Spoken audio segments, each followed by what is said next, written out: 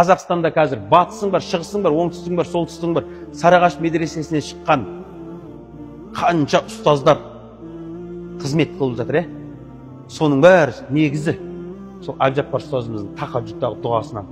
Балдары қандай? Қай жерде жүрсе де дұға қылған кезінде бар ғой, Әбжаппар ұстаз дұға қылса бар ғой, ерінбейді. Біз құсап, Раббана атина фид дуния хасана дейміз де орамыз ғой, ерінбейді. Бауырларының атын атап дұға қылатын білесіздер ма? Я Алла, Әбдіғаппардың өміріне береке бер, Әбдісаттардың өміріне береке бер, олардың ұрпақтарына береке бер депше, солардың ұрпақтары қазір елде, шетелде, Стамбулда дінге қызмет қылып жатыр. Стамбулда Абдулла деген жігіт бар, Әбдісаттар ұстаздың баласы, ғалым. Осы Саудияда Абдулахат деген жігіт бар, ғалым кәдімгі. Дін Мұхаммед, Әбжаппар ұстаздың баласы. Мысырда Зайнул Абидин, Әбжаппар ұстаздың баласы. Одан кейін Халид бар ғой, Мысырда медресе ашып.